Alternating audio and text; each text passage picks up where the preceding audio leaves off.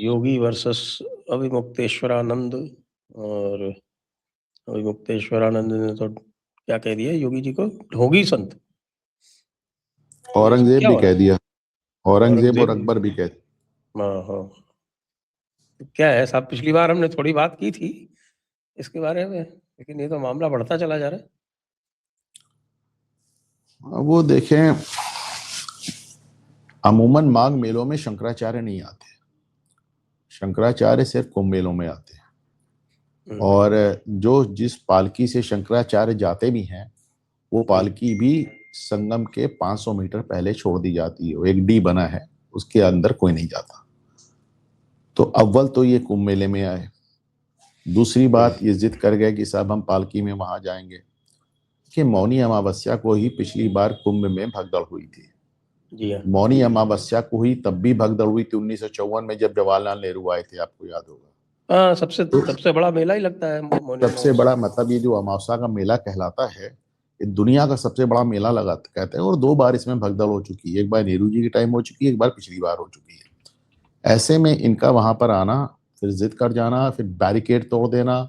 और अब तो आज नए फुटेज सामने आए हैं जिसमें पुलिस कमिश्नर उनसे हाथ जोड़ के विनती कर रहे हैं, मना रहे हैं, पर वो सुनने को तैयार नहीं है। और उनके लोगों ने बैरिकेड तोड़ा और वो पॉन्टून। अच्छा, होता क्या है, जब आते भी हैं तो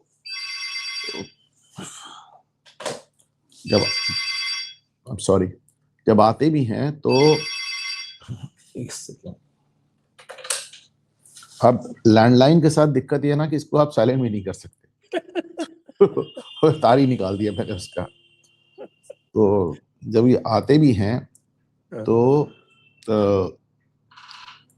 इनके लिए पूरा पॉन्टून ब्रिज खाली रखा जाता है, उस पर बड़ी व्यवस्था होती है। ये आम आदमियों, जो सब लोग जहाँ चल रहे थे वहीं बैरिकेड तोड़ के ये चढ़ गए, अपनी पालकी घुसेड़ दी, संगम तक जाने के लिए अड़ गए। देखिए, मोटी सी बात समझिए, बात नहाने की और पालकी की थी ही नहीं। वो एक नई परंपरा स्थापित कर रहे थे, और सिर्फ इसलिए कर रहे थे क्योंकि उनको एक मुद्दा चाहिए था। ये जब से शंकराचार्य बने हैं, और कैसे बने ये तो भी आप बताएंगे ही, तो तब से ये लगातार किसी न किसी विवाद को खड़ा करते रहे। और उनको मौका चाहिए होता है, उन्हें बहाना चाहिए होता है कोई विवाद खड़ा करने का, और ये वही कर रहे हैं। और अखिलेश यादव के समय तो ये शंकराचार्य नहीं थे, पर बनारस में इन्होंने जब धरना दिया था तो अखिलेश यादव की पुलिस ने बड़ी बेरहमी से लाठीचार्ज किया था। और जो बटुक होते हैं, जो छोटे छोटे आश्रम में, जो गुरुकुल में, उनको मारा गया था। और इनको तो इतना मारा था कि हॉस्पिटलाइज कर दिया था। आज उसी अखिलेश यादव के साथ ये स्पीकर फोन पे बात कर रहे हैं, उनका समर्थन ले रहे हैं, माता प्रसाद पांडे का समर्थन ले रहे हैं। तो ये योगी को औरंगजेब कह रहे हैं, अकबर कह रहे हैं। मतलब ये जो थोड़ी बहुत आपके साथ आदमी होगा, वो भी इस तरह के बयानों के साथ खत्म हो जाएगा। तो मेरा अपना मानना है कि ये एक बहुत ही पॉलिटिकल आदमी हैं, और राजनीति के जरिए ही आए हैं। ये पहले छात्र संघ अध्यक्ष थे वाराणसी में अपने कॉलेज के। तो ये पहले इस तरह के शंकराचार्य हैं जो इस तरह की राजनीति करते हुए आए हैं, और अभी भी इनकी राजनीति जारी है। अंबानी के यहाँ शादी में चले गए, उद्धव ठाकरे के यहाँ बैठ के सरकार बनवाने लगे, उद्धव ठाकरे को मुख्यमंत्री बनवाने लगे। ये आपका काम है शंकराचार्य होते हुए।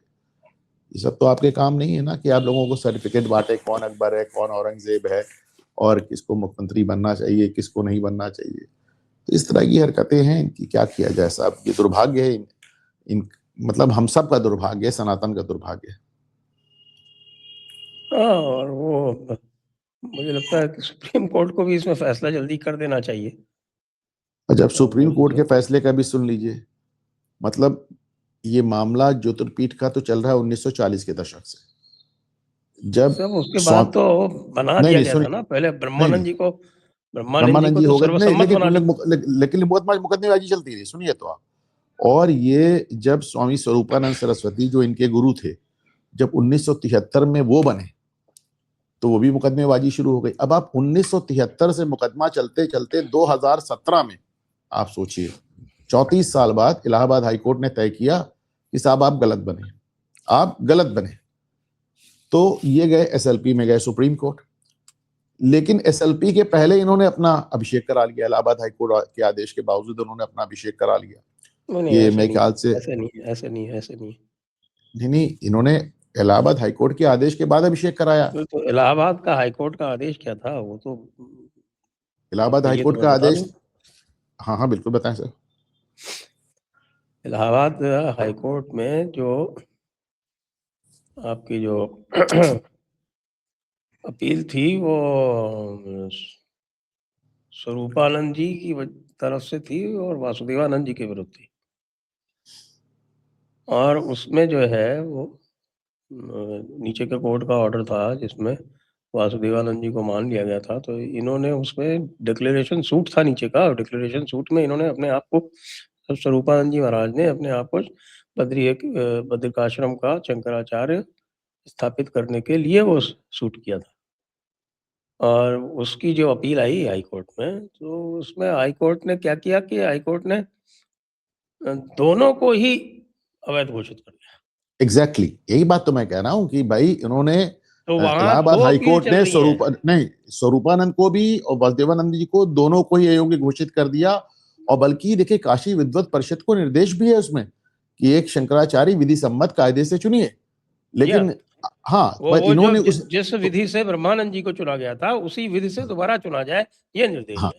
ये निर्देश हुआ। तो मैंने इसमें गलत क्या कहा? मैंने कहा ना इलाहाबाद हाईकोर्ट के आदेश के बाद भी इन्होंने जल्दी से अपना अभिषेक करा लिया। मेरे पास उसकी डेट भी है, 27 नवंबर 2017 को इन्होंने अपना अभिषेक करा लिया। और अभिषेक का जो फोटो है मेरे पास, मैं आपको दिखाता हूं। उस अभिषेक में इनके बगल में अभिमुक्तेश्वरानंद ही खड़े हैं। ये इनका अभिषेक का फोटो मैं दिखा रहा हूं आपको। इसमें ये जो अभिषेक है इलाहाबाद हाईकोर्ट के आदेश के बाद का अभिषेक है, और इसमें इनके बगल में अभिमुक्तेश्वरानंद खड़े हैं। तो भाई जब एक बार इलाहाबाद हाई स्वरूपानंद जी का, जब एक बार इलाहाबाद हाईकोर्ट ने कह दिया कि आपका भी चुनाव गलत है और वासुदेवानंद जी का भी गलत है, तो और जब एक बार विद्वत परिषद को, देखिए शंकराचार्य बनने के लिए विद्वत परिषद, भारत धर्म महामंडल और बाकी के 3 शंकराचार्य, यही एक क्वालिफिकेशन, यही एक क्वालिफिकेशन है। तो जब आपको कह दिया गया कि भाई ड्यू प्रोसेस से चुन के आइए, तो आपने अपना अभिषेक क्यों करा लिया? अभिषेक भी करा लिया, सुप्रीम कोर्ट से उसको स्टेटस को भी करा दिया, और वो स्टेटस को आज तक चल रहा है। और उसी स्टेटस को के एक्सटेंड करा लिया मुक्तेश्वरानंद ने। ना ऐसा नहीं हुआ। बिल्कुल ही ऐसा हुआ। I have the case. In fact मैं आपको बताऊं, इनके वकील का मैं आपको नाम दे रहा हूं, दिल्ली में है, उनका नाम है आर्यमा सुंदरम। आर्यमा सुंदरम जो उनके वकील थे, उन्होंने सुप्रीम कोर्ट को सूचित किया कि मुझसे गलत कहलवा दिया गया कि इनको तीनों शंकराचार्य की सहमत मिली है, नहीं मिली है, इसलिए मैं इस मुकदमे से अपने आप को अलग करता।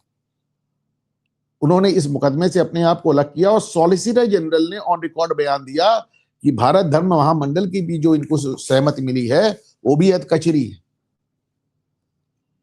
तो निश्चलानंद सरस्वती जी ने तो उसमें बाकायदा एफिडेविट फाइल किया ना। देखिए ऐसा हुआ कि ये जो इनका है, अपना वकील छोड़ गया साहब इनको गलत इंफॉर्मेशन के नाम पे। अब ये कहते हैं कि मैंने अपने वकील को इंफॉर्मेशन दी ही नहीं। देखिए आर्यमा सुंदरम ने सुप्रीम कोर्ट से कहा कि साहब मुझसे ये कहलवाया गया कि बाकी के 3 शंकराचार्य इनकी सहमत दे चुके हैं, ये बात फैक्चुअली गलत है, और मैंने कोर्ट के सामने एक गलत रिकॉर्ड रखा, मुझे गलत जानकारी दी गई, और मैं इस मुकदमे से अपने आप को अलग कर रहा हूं। हाँ, ये आपने नई जानकारी दी, वरना इसमें और इन्होंने आर्यमा सुंदरम का बचाव बिल भी नहीं दिया।